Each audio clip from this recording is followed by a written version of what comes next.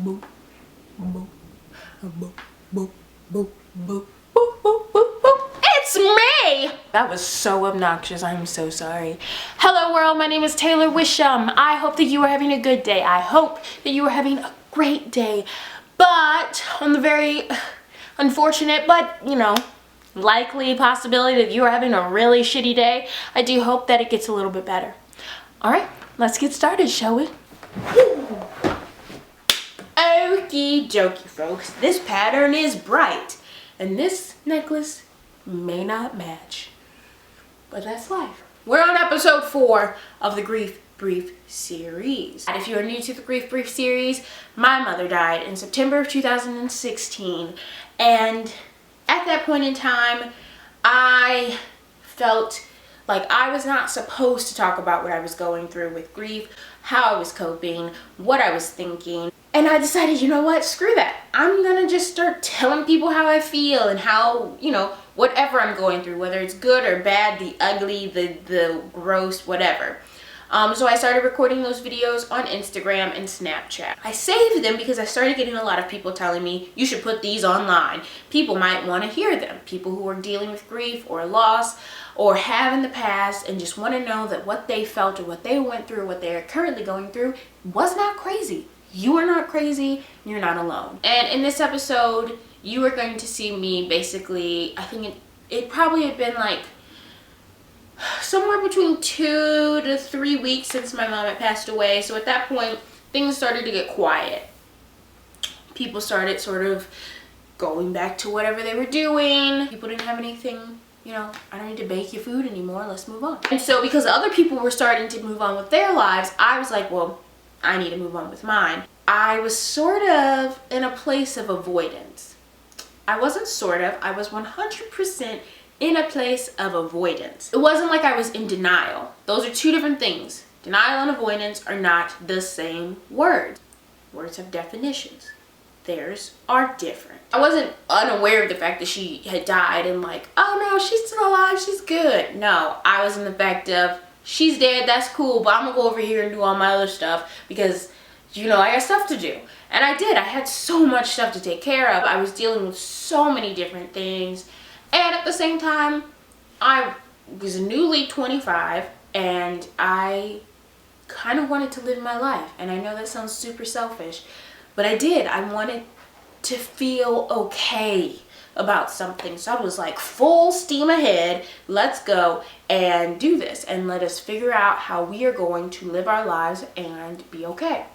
And in that okayness was a lot of not okay at all-ness. So that's basically what the video is going to talk about. It's going to say, hey, you know what? I think I'm very depressed and trying to avoid the fact that my mom is dead by doing a whole lot of other shit that has nothing to do with the fact that she's dead. Basically, I was putting up walls, so it was like right before it hit me, and it would be like sadness and every bad feeling you can think of. I'd be like, no, not today. Thank you. Come again, goodbye. And that wasn't necessarily healthy, but it is very common.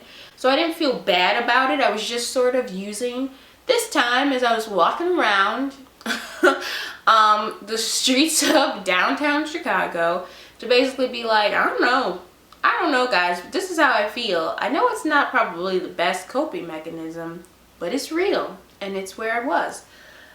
So you will hear that. So I'm supposed to record this on Snapchat or Instagram, but sweet Lord, 10 seconds is not a long time to talk. So let's just talk here.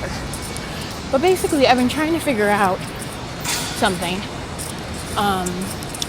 It's been, what's today? Wednesday. So it's been 2 weeks and 2 days since my mom passed away. And I'm experiencing something at this 2-week mark that I wasn't quite prepared to experience, and something that I'm not really sure how to process it or what's exactly going on. But basically, like, these last 2 or 3 days, I've had good days. Like, I've been not sad, not crying, not, you know, frustrated or stressed out. And they've just been good days. But to be completely honest, I think part of that is me avoiding it. It's a huge avoidance that's currently happening. And it's kind of, this might sound weird, it's kind of nice to just have that kind of release, and I'm gonna go run away from this house really quick, and all of my responsibilities that I'm supposed to be taking care of, and all of these companies and legal la that I'm supposed to deal with, and I am going to live my own life and do what I want to do because it's easier, it's less stressful. And I was supposed to turn a while ago. Why am I'm walking to the wrong place? Oh my gosh. Now, what I was saying was, it is easier for me to avoid dealing with all of my responsibilities now that have been thrust upon me, or all of the things I've lost, like health insurance, and all of the things I have to pay now, like car insurance and mortgages, and if I choose to do that, and my phone bill, because my mom was amazing and she spent so much time of my life doing whatever she could so that I could not have it easy, because we struggle. It's not like we had a ton of money, but like if she could pay my cell phone bill, she would do that because she knew I had 2 part-time jobs. I was barely able to afford groceries. Like I have a link card, which is like food stamps in Illinois.